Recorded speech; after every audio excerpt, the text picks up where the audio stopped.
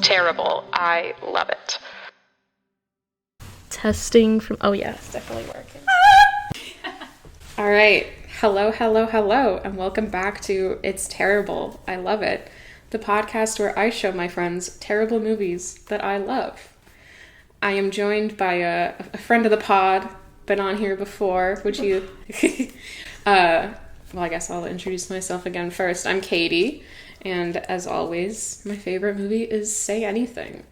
I did watch it 4 times last week. I'm Jenna. I'm so excited to be here, and I feel so welcome. Katie is such a wonderful host. And I was here for the Teen Wolf episode. The inaugural episode. Yeah, that was the most drunk I've ever gotten in my life. But I also feel like I was pretty articulate, and I think you made some points. Insight. Yeah, you made some points. Yeah, and I don't remember what I said last time, but right now my favorite movie is Hot Rod. That's on the list for the pod. Oh yeah. Okay, we're in a new location this episode. Hopefully the sound quality is better because we're in a new location, and also we have a real microphone. Well, I mean, I had a microphone before, but it wasn't like a nice, expensive one. So this episode, we will be watching A Nightmare on Elm Street Part 2, Freddy's Revenge. This is the first movie that I've done for the podcast that's not a Michael J. Fox or a John Cusack movie. So, you know that I don't have a bias for this one. I like, really enjoy it. Our cocktail for the evening is called Never Sleep Again, because the rhyme. 9-10, Never Sleep Again. Oh my god, I forgot about that. Like, their actual lyrics. Yeah, lyrics. Cute. I'm trying to... Do I remember it? 1, 2, Freddy's coming for you. 3, 4... Shut the door. 5, 6, get a crucifix. 7, 8. I don't know. 9, 10, never sleep again. What is 7, 8? 7, 8. Freddy 8. Freddy 8. Freddy's great. He eats in this movie. So our cocktail is called Never Sleep Again. First ingredient is candy apple crisp bang. Get it? Because, like, it's an energy drink. Never sleep again. Caramel vodka. I used the, like, Smirnoff kissed caramel. I don't know. Apple juice. And then I did, like, I muddled the cherry in the glass for, like, some blood, some guts, if you will. And they also have a cinnamon sugar rim. We kind of went all out for this one. She says we, but I just kind of sat there. The formal we. Vous, as the French would say. So, knowing nothing about this movie, just like, oh, it's a Nightmare on Elm Street movie. Mm-hmm. What do you think happens in this film? Okay, well, obviously it's going to start out, someone's going to be sleeping. And they're gonna be, they're gonna die when they're sleeping or something. And it's gonna cut to Freddy's getting his nails done. Pink, bright pink. French. The French tips with the pink or something, I don't know. After he gets his nails done, he gets a little drink, and, you know, he's a little bored, so he finds some sleeping people. And he kills them. And then he wins. Who do you think, like, the main character of this movie is gonna be? Like, who do you think is what the protagonist is gonna be like? Well, I guess it's not Michael J. Fox. It is not. It's not Michael J. Fox. Probably a girl. Okay. And she probably has dark hair. Okay. And she's probably single. Okay. Or at least she will be by the end of the movie. What's her name? Melissa. Okay. Melissa. Von Stewart. Melissa Von Stewart. Yeah. So she's our final girl. Yeah. Okay, cool. Yeah. Good to know. Yeah. I'll keep that in mind. Mm-hmm. All right. Well, we will be back in a little bit after watching The Adventures of Melissa Von Stewart. Yep. and we will be back and let you know what we think of Nightmare on Elm Street Part 2, Freddy's Revenge. All right, we are back after Nightmare on Elm Street Part 2, Freddy's Revenge. It was terrifying. Any initial reactions? I did not actually expect it. Like, I thought it was going to be, like, bad. Because I don't really remember what happened in the first one, but I remember being kind of bored watching it. So this was actually, like, it kept my attention. Yeah, I like this movie. I like this one better than the first one. But to be fair, I like a campy horror movie and, like, a stupid horror movie, which this definitely is. I would say, like, more campy than stupid, but yeah. I think it's better than the first one, and I don't think many people would agree with me in saying so. I strongly agree. Mm-hmm. Strongly. I don't remember anything that happened in the first one, other than Johnny Depp sinking into his bed, and then the blood. And then, yeah, all that. There's, like, the little girls jumping rope, but that's in this one, too. And then, like, that was freaky, though. Yeah. I do love how Jesse is just like, nope, shuts the door. It's the one thing he did right. The one thing he did right. I also have some things that I wrote down, some notes I wrote down during the film. So Jesse drives that, like, shitty car, and he, like, desperately needs a smog check. Jen said, Freddy's an environmentalist, I guess, because Freddy tried killing him. Yeah, I thought that was how it was going to go. I thought he was trying to save the earth and, like, redeem himself, you know? Mm-hmm. And he was reforming. Another quote is, why were men allowed to be so gay in the 80s, but not really? And that's so true. Did I ever read you the the comment I found on YouTube on the Bosom Buddies intro? No. Okay, so for those unaware, there is a sitcom from the 1980s starring Tom Hanks and Peter Scolari called Bosom Buddies. The plot isn't important right now, but what is important... I feel like it's important. It has to be important. No, Is there really a plot, or is it just... The plot isn't important for the comment I'm about to pull up. Okay. See, the thing is, the syndicated version doesn't have Billy Joel's My Life as the theme song, but I love Billy Joel. I'm a Billy Joel stan. Billy Joel tattoo. I've seen him twice. We love him. Anyway, so I was like, oh, I would love to see how this looks with Billy Joel My Life. As it aired. That's how it aired. And so I found it on YouTube, and I found this miraculous comment of someone very upset. All right. It's a whole paragraph. Are you ready? Okay.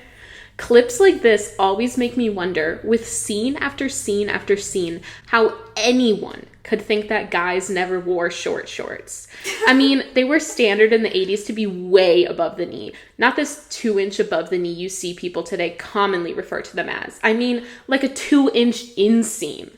Look at how many scenes show both Peter and Tom in them. Not to mention the park scene with those two guys in the background also wearing them. Timestamp 109. It just boggles the mind how people who supposedly lived the era either don't remember doing it or argue they were never this short. Pictures disagree with that, along with those of us old enough to have been around before the 80s, as well as those who didn't fry their brains on alcohol/drugs in the 90s to forget the 80s and its attire. Why they're viewed as homosexual attire too is peculiar, given that 99% of homosexual men don't wear them either. ... Thank you, person who goes by the screen name Jude Law. Jesus. Obviously not the real Jude Law. That is the most crotchety ass 90-year-old gay man. Screen name Jude Law. In 2016, he was so pressed. He just had an argument with somebody about that. He was like, remember when you wore short shorts? And the person's like, no, I'm not gay. Yeah. Have you ever seen Sleepaway Camp? No. The baseball scene in this movie reminds me of the baseball scene in Sleepaway Camp, in that it's bizarrely gay. Nothing bizarre about being gay in baseball. That's true. But it does... Sleepaway Camp does have one of my favorite comebacks, which is one of the characters says, "Eat shit and die, Ricky." And then the other guy goes, "No, you eat shit and live." And it cracks me up. There are obviously a lot of problems with that movie, but that was kind of fun. Also, during the baseball scene, Jesse gets pantsed by some guy, and he's like wearing a jockstrap. So you see his bare ass. And Jenna said, "His ass is so white, I thought that was his underwear." I didn't realize I was being flashed until Katie made a comment. I was like, those are some resilient ass undies. Talk about your claim that Jesse is adorable. Well, just like when he was, first of all, the way when he was like batting up, he was like moving his little gay ass wiggling hips. his little hips, his little gay hips. His hair is so poofy. When he was cleaning his room, he was like trying all his little clothes, his little cosplay glasses, and doing dances. He does his little dancey dance. Yeah, he's like adorable when people aren't watching, but when they are, he's just sad. Oh, isn't that the gay experience? It really is. Oh, for all the Sunny fans out there, we realize there are some staggering parallels between Freddy Krueger and the Nightman. Uh-huh. Only comes at night, obviously. Hisses like a cat. Yeah, they both hiss. They're both, I don't know how to say this without sounding like insensitive or anything, but You can say molesters. yeah, they're both child molesters. Yeah. So there's that. Anyway. That's probably the biggest one. Yeah, but yeah, there are a lot of similarities. Horrendous makeup. Creepy eyes. Mm-hmm. There are a couple moments in this movie where it seems like there was some strong product placement from Adidas and Coca-Cola. No, the coach, every scene except for the dream one where he was in that gay bar, he's wearing the Adidas shirt. But even in the dream, he has the shirt in his office. Yeah, it's like hanging up. Yeah, like it's his prized possession. Like it's the one thing keeping him going is that Adidas shirt. And there was a lot of Coke, because there was like one scene where Jesse was taking his like caffeine pills with Coca-Cola, and then at the party scene, also possibly another product placement with the like red flyer wagon. There's like a wagon that's like a cooler, because it's like filled with ice, and then it has beer and Coke, and Freddy like makes it explode. And you get a good shot of the Coke. And I think maybe a Coors product placement too. I didn't catch whether it was Coors or something else, but I think it was Coors. I don't know. Nice and subtle. Jen said that Freddy's glove would make a great back scratcher. I don't know how I feel about just like straight up knives to scratch your back though. Well, I know how I feel about it. I'm all for it. I mean, like, I broke my arm, I was in cast. I can't tell you how many butter knives I stuck down there. Like, oh god, that episode of Community where they like open Pierce's cast. It's reality. He wasn't gross, he was just human. It was the one instance where I could relate to him. Okay, also, Jen needs to explain this. Apparently there are a lot of parallels between this movie and the Teen Wolf TV show. Just a few. I mean, that show's kind of always on my mind because it defined who I am as a person.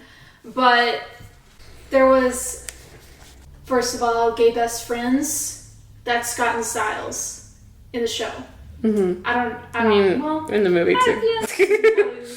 Yeah. Yeah. And there's a part where Jesse's his dad thinks he's on drugs, and that's like one of the funniest lines in Teen Wolf is when Jackson thinks Scott's taking drugs. What does he say? He says, "Where are you getting your juice?" And Scott says, "My mom does all the grocery shopping."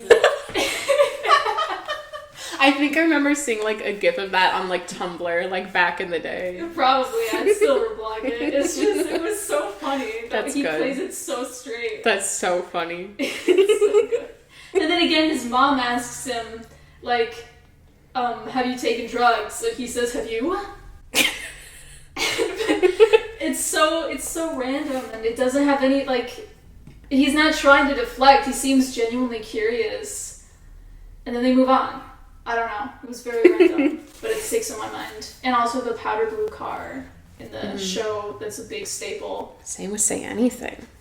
Much to think about. Much to think about. The last thing I wrote down was, so there's that, like, it's like a famous quote from the movie now, where Jesse's talking to Grady, and he's like, there's someone that wants to get inside me, or whatever. And Grady's like, yeah, her name is Lisa, or whatever he says. And Jen said, she pegs. I was thinking that the whole time. When he was on top, I was so confused. Yeah. What was happening? That is the most awkward, painful, uncomfortable sex scene well, I guess it's not really a sex scene, but you know what I mean, like, romantic scene in a movie. And that was even before the tongue thing. It's bad. It's uncomfortable. That was the director's orders. Suffocate yourself. See, I firmly believe those two were both gay. They were the other one, their beard. Literally. They were just going through a phase, both of them. So that's all for my notes. Let's talk about your expectations versus reality and how your predictions for this movie measured up. Yeah, I actually didn't really know what I was expecting. I did figure there was going to be a final girl, and I still don't know if there was. So yeah, but the thing is, we didn't get, what was her name? Melissa von Schwartz or whatever. Whatever we didn't get a Melissa.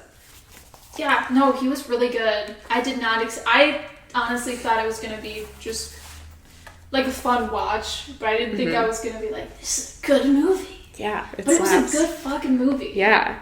That's my goal for this podcast, is to, like, have people's expectations be low and, like, expecting a bad movie, but then, like, actually really enjoying it. I guess you could say that Freddy wishes he had Jesse's girl.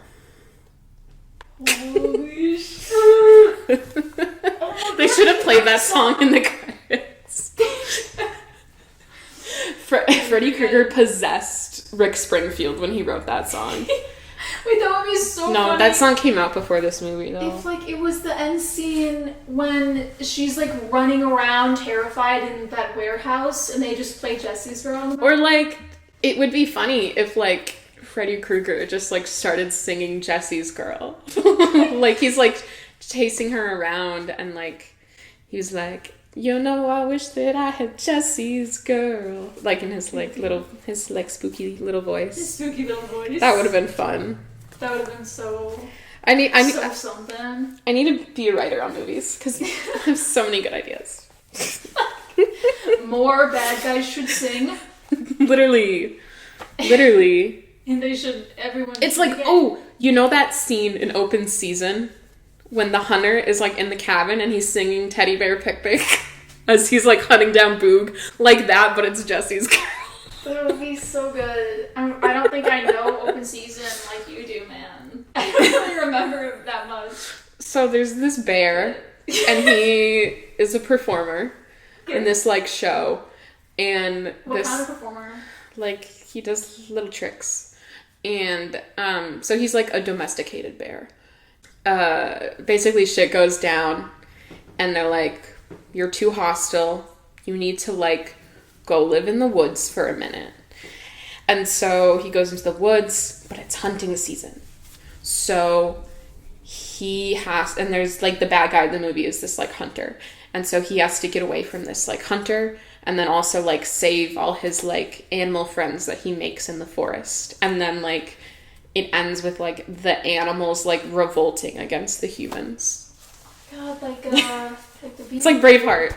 I've never seen Braveheart. I don't know. Yeah, kind of like, I don't know, kind of like the Bee Movie, except instead of taking them to court, they just, like, fight them. I think more animals should take people to court. I agree. All right, are you ready for some hard-hitting discussion questions? I'm so ready. All right, number 1. Would you consider Freddy in this movie to be homophobic or an ally? That's a good question. I'd probably say neither. He's, like when you're gay yourself, you can be a bad person. Yeah. He's a terrible, terrible person. This is like the thing, when, like, Michael J. Fox said, like, we need, like, sometimes it's good to have disabled characters that are just terrible people. Like, maybe we need gay characters that are just terrible people. Yeah. One of the people I follow was posting a lot about the movie Rope. I love Rope. I need to see that. That movie is super gay. Yeah. Super gay. No, that's what made me interested in it. That's what they were posting about. I was like, it's so good. It's so good. Yeah, so I would say he's homophobic or an ally. I would say that he runs purely on self-interest, and that self-interest is usually homophobic. Would that be like internalized homophobia? Is he even I really suppose. gay? He just feels like it to me. It's a tough one. Because he's his one glove. Is he Michael Jackson? Hannah Montana? What's happening? He does, like... I bet he could dance really well. I don't know. He does, like, kind of serve sometimes. Oh, he could vogue. Wait, he would be such a good, like, oh my god. He serves, he slays. He eats. He eats. He kills. On stage. Okay, I am going to repeat a discussion question from the Teen Wolf episode, because this movie is also very much about this. Right, I don't even really remember. Name one example you see in this movie as an allegory for growing up queer. Well, I feel like a big one, at least for me, is when after he like hulks out, making out with Lisa. Mm-hmm. He immediately ditches her and freaks out and goes to his best friend. And that's the only place he feels safe. I when I was young and in the closet, I went on a date with this guy, and I felt like so sick afterwards. And I was like, I don't know why I feel like so, like I felt like I was gonna throw up. Now looking back, I'm like, oh yeah, that's because you were gay. And you forced yourself to kiss a man. Yeah, but like the way that some straight people talk about this shit, it makes it seem almost normal. They're like, yeah, you're not really supposed to like it at first. It's supposed to be gross. And so the whole time, at least for me, that's what I was told. Yeah. Because after I first kissed a guy, and I was like, I went to my mom like shaking and crying, and she was like, that's normal. No. And it's normal. No. And I was like, well, I guess I should try again then.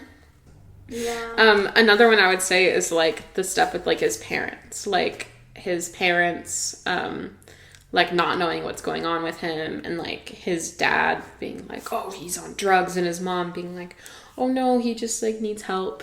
I feel like that was also very much like the queer experience. Yeah. No, I see that for sure. A more fun question, less deep. What's your favorite like form or like mutation that Freddy takes in this movie? Because that's like kind of his fun little thing. Is like he mutates into different stuff. Like the rat? There's like the like killer rat thing, and then like the dogs with the human faces. I just thought that was weird. I didn't know there was like. And then I don't know if this counts, but I love like when Freddy like crawls out of Jesse's husk. Oh, and that was like fucking he like. Cool. If you've ever seen the music video for "Thoughtless" by Korn with Aaron Paul, I don't know. With Aaron Paul, it's similar where it's like he has like all these like faces like in his body, and they're like moving under his skin. That's what it reminded me of. Oh, I hate that. The like chest burster kind of thing. I feel like I've seen a movie or TV show where there's a specific part where like somebody's hands just run across someone's stomach from the inside. That did happen in the Teen Wolf show. There you go. But I don't think that's what I'm thinking. So I've talked a lot about the connection between werewolves and the queer identity.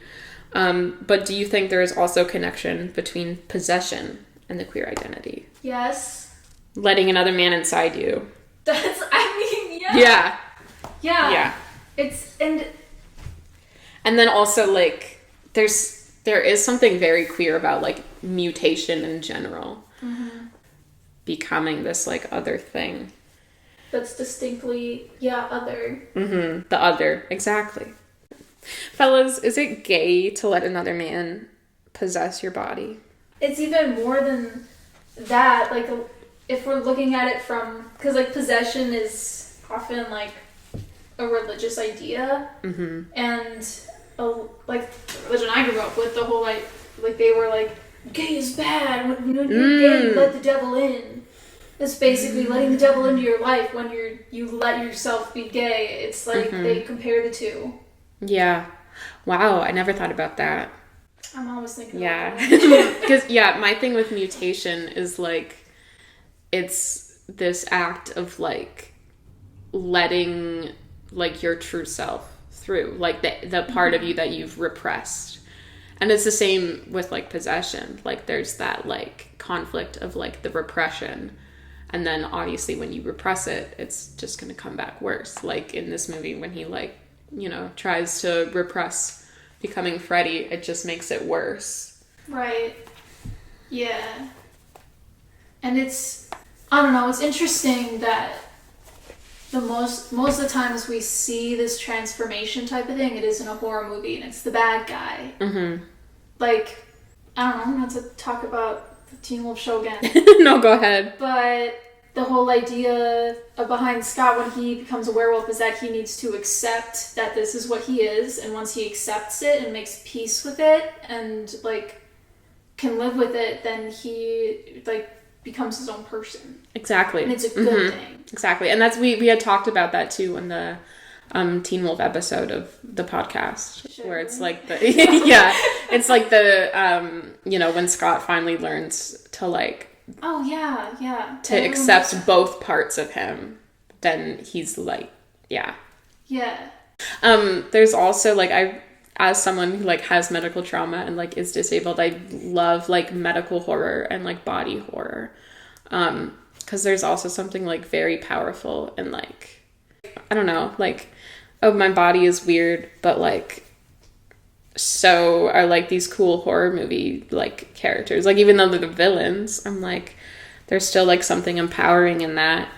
And also, like, mad scientist kind of horror. It's like, oh, yeah, doctors are the bad people.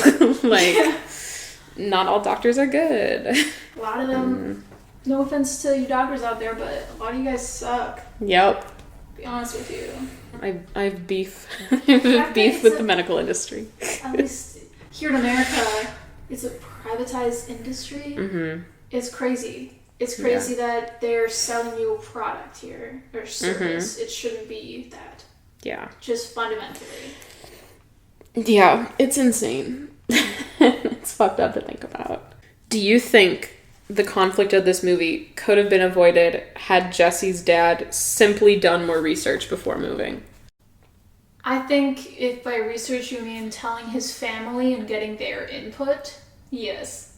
But I don't know. He seemed pretty determined to live there. Well, it never really indicated whether or not he knew what happened there. The dad. Yeah, but he was an idiot. He didn't need to tell his family this shit, first of all. And second of all, it was hot as shit in there, and he was like, oh, it's the thermostat. AC, you know. It's the gas pipe. Gas leak. And he never called anyone, like That's why the bird blew up. There was a gas leak. Like, he's stupid. He's stupid. I feel like it wasn't so much, like, maybe, I feel like they did make it clear that he at least knew that people died there. And that enough, and he didn't tell his family. Yeah. And none of them seemed thrilled about it when they found out, if he just told them. Because it's not like Freddy, like, sought out Jesse and was like, oh, this is the perfect boy for me to possess. It was just like, he's a boy in this house where I live. Mm-hmm. So. I mean, it definitely wasn't like whoever lived there, it was going to happen.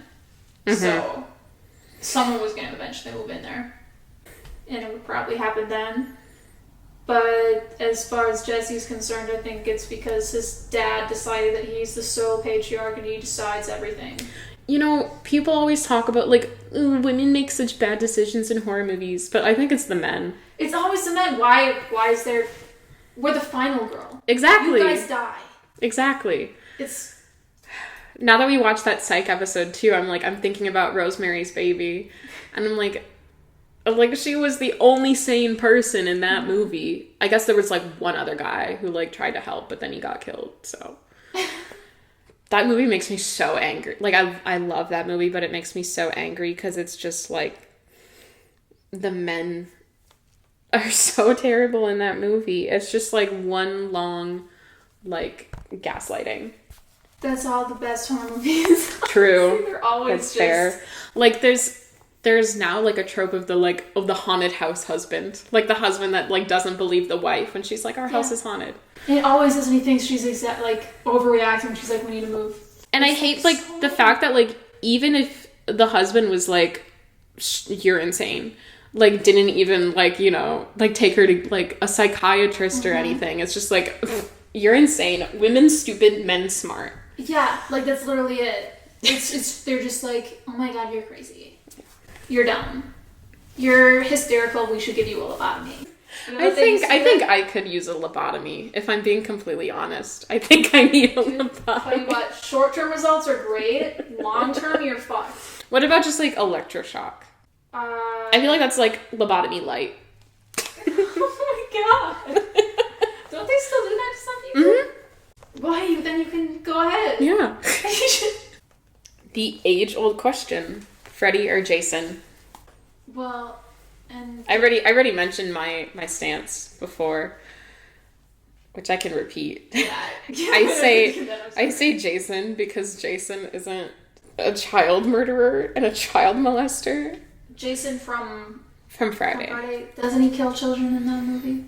Aren't they children? But they're teenagers. They're teenagers in But he didn't molest them. I guess, but he didn't serve. And wasn't his mommy killing for him? Just in the first one. Yeah, did his mommy kill for him? That's the only one I've seen. Well, in the... No. I was thinking of Halloween. Who's that guy? Michael Myers. No, you know what? I think Michael Myers might be my favorite, like, classic horror villain. He served. He's pretty good. I've only seen the most recent Halloween movie. I don't like the characterization of Michael in the, like, Rob Zombie ones, though. But, like, the classic, I like. He's just a guy. He's just I mean, isn't that what, like, all horror villains are? Just some guy. It kind of feels like it. Like, I mean, other than when, you know, Jason's mommy was killing for him. Mm-hmm. But, I don't know, just looking at Freddy Krueger, he looks like, if you just, like, wiped off the makeup a little bit, you're like, this guy is a taxpayer. He carries a suitcase and sits on the bus and waits for a stop. Like, he doesn't look scary. He just looks like some guy. I guess. He's bald. He's bald. That's scary. Scary. He can blind you. With the right kind of sunlight. Bald.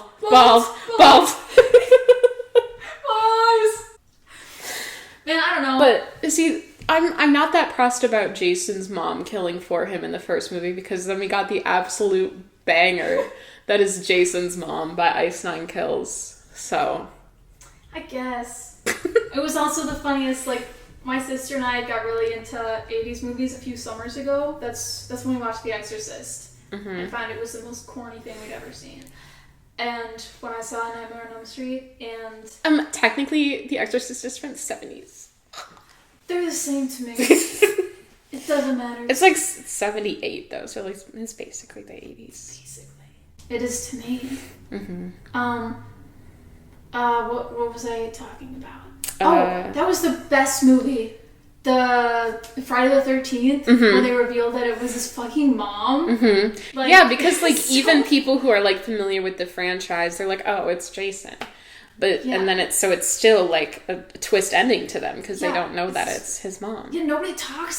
I didn't know. I've never heard anyone. They just talk about Jason. What even is her name? Carol? I don't remember her name. Barbara the killer. She's just some lady. She's like the opposite of Norman Bates. True. Yeah. Do you think women's rights? women's rights. Do you think Friday the 13th passes the Bechdel test? It definitely doesn't, I don't think. But I remember I was like talking to I was trying to get my friend to watch Tremors, and I was like, oh, Kevin Bacon's in it. I was like, oh, I like Kevin. I was like, I like Kevin Bacon, so I like him in this movie.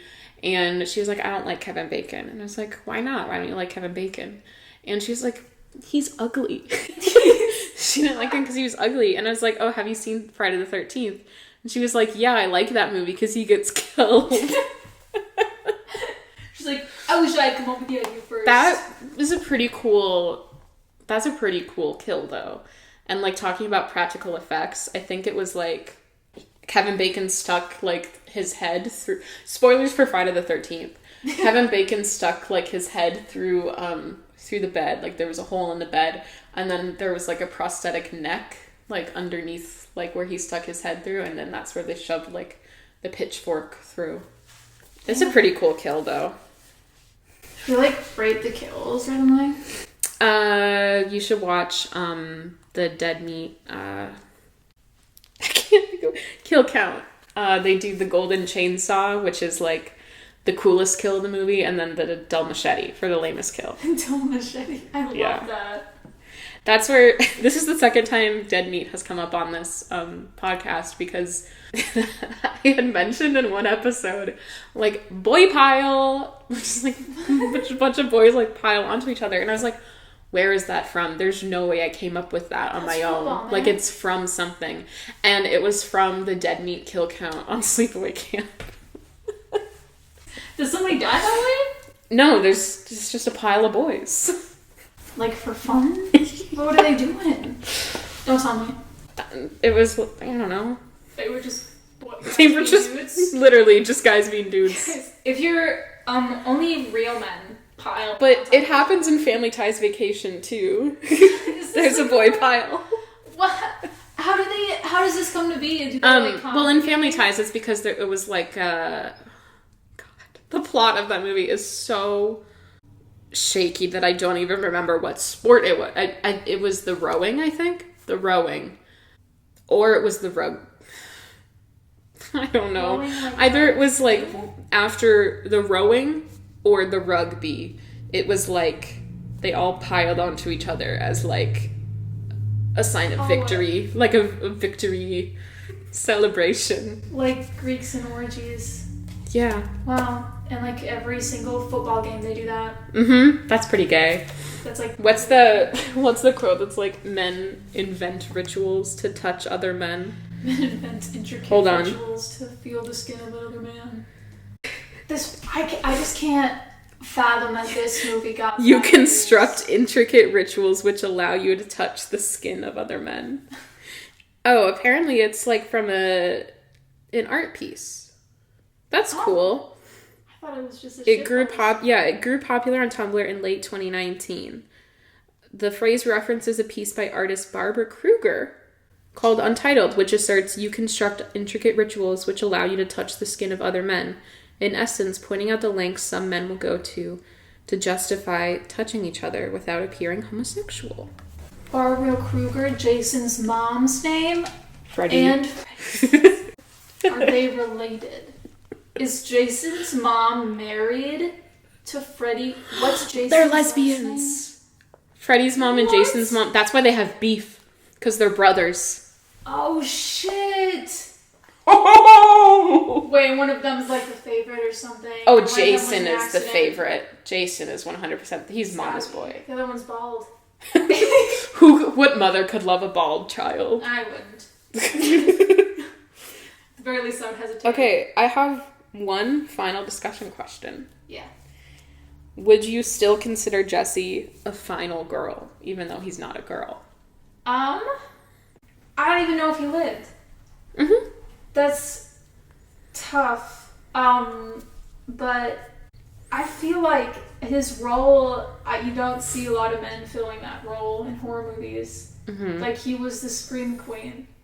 Mm-hmm. Like, he screamed so much. His scream was so good. Yeah, he was, like, the most shirtless character. He showed the most skin. Like, he was the... Oh, no, don't forget the coach in the shower.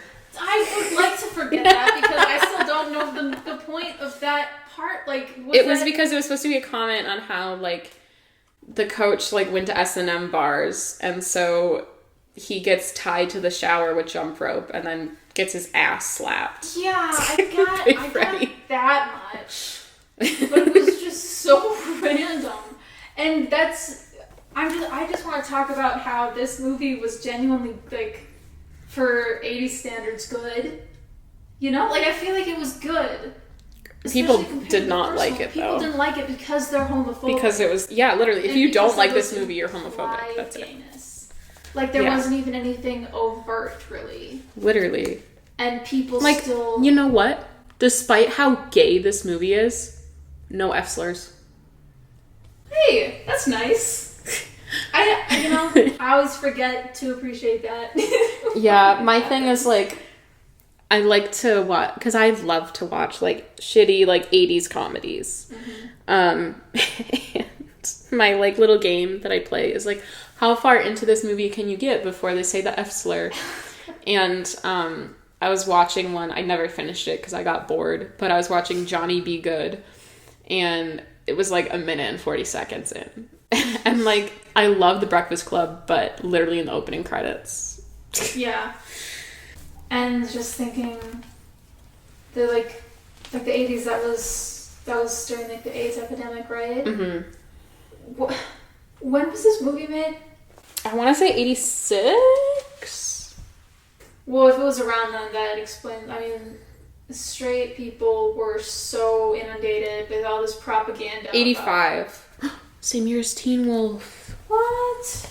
It's all connected, dude. The homoerotic horror comedy. Well, I don't know if this is a horror comedy. It might just be a horror movie. But the homoerotic horror of the 80s. Wow, man. Wow. Yeah, we need to bring that back. Like, what is happening nowadays? Movies aren't gay enough nowadays. No.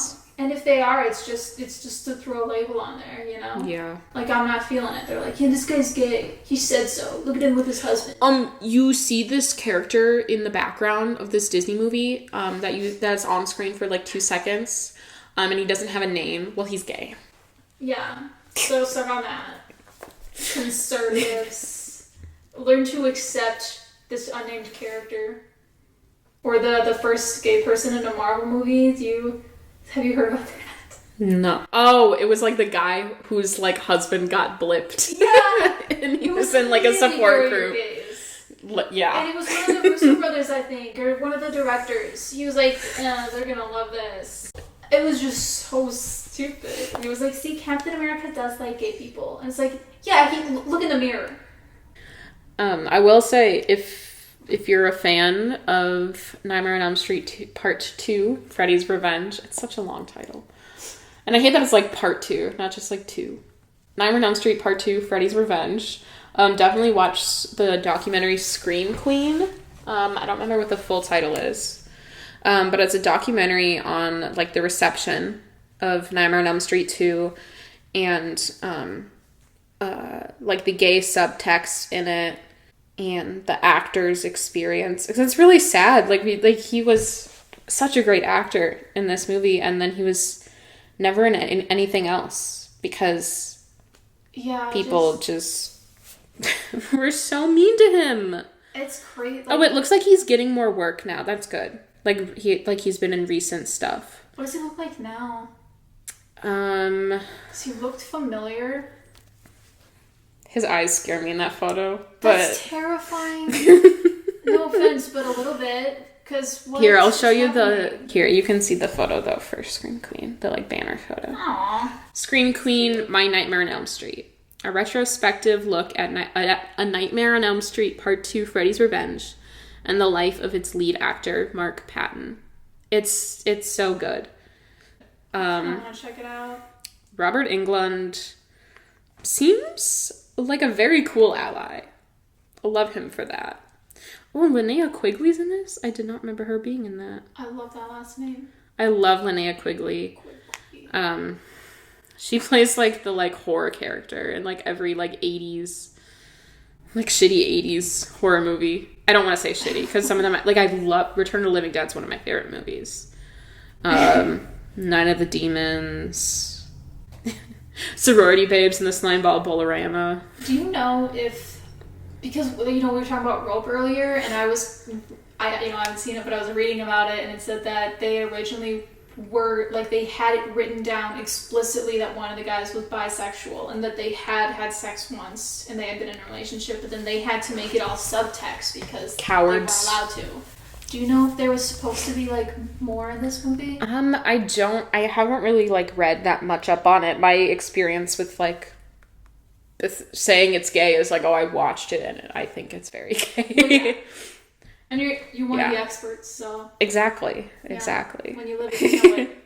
I'm gay, so if I say a movie's gay, it's gay. Yeah, good luck arguing against that. If you argue against that, you're homophobic. Yeah, done deal. Terrible person. Why would you tell her she's wrong? So, what would you rate this movie out of 10? Say solid 8. I would say 8 too. Yeah, it's because there are some corny parts, but that main actor really he made me feel for him. He popped his pussy. Really good. Yeah, I felt that pussy, dude. He ate. He slayed, he served. He screamed. He screamed. I'm not even joking. One of the best horror movie screams. Mm-hmm. He screamed a lot. Yeah. I think it's funny. The first time he screams himself awake, his parents are like, "Ugh, typical." Again. Maybe you should look into that, guys. Yeah. What was up with that? Maybe that's another queer thing. Is they're just seeing him clearly having trouble, and they're like, "I'll figure it out." Any last thoughts, opinions, observations? Well, no. What is it with 80s horror movies and bubbling pools? Because this one and Gremlins. Poltergeist? Maybe. I haven't seen it. Well, it's not a bubbling pool, but there's a scene with the swimming pool where it's pouring rain and she's trying to get out of the house and she falls into the swimming pool and it's full of these skeletons. That's kind of dope. Which were real skeletons that they used because they were cheaper than prop skeletons and they did not tell the actors. And that's why people believe that movie is cursed, is because they used real skeletons. People think that movie's cursed? Because, Heather O'Rourke, who played the little girl, died very young. And then I think, the guy that played the dad died too. A bunch of people involved in it died, tragically. How is that cheaper? I don't know. It was, 70s? No. How did they get away with that? Wait. Yeah, so that was Nightmare on Elm Street, Part 2, Freddy's Revenge. Yeah, I'm hoping to do some more horror movies for the podcast soon because it's getting towards Halloween. Spooky, scary. Yeah. So, yeah, hoping to do a lot more horror movies soon. I have, I'm trying to think of the ones I have on the list to do. Bad Moon and Silver Bullet, I know are on there. They're both werewolf movies. Trans rights. Yeah. And I have some horror comedies, Once Bitten and My Best Friend's a Vampire. So I don't really know if I would... They're in the same vein as Teen Wolf, where I'm that's not really a horror movie, but it's I don't know, has horror elements, I guess. Mm-hmm. So, hopefully more horror movies soon. Thank you for tuning in to listen to us talk about how gay this movie is. And we're right. We are right. You should watch it. It's a great movie. It really is a great movie. I will say that about every movie on this podcast, but it's a good movie. I'm unbiased and I agree. All right. Until next time. Bye.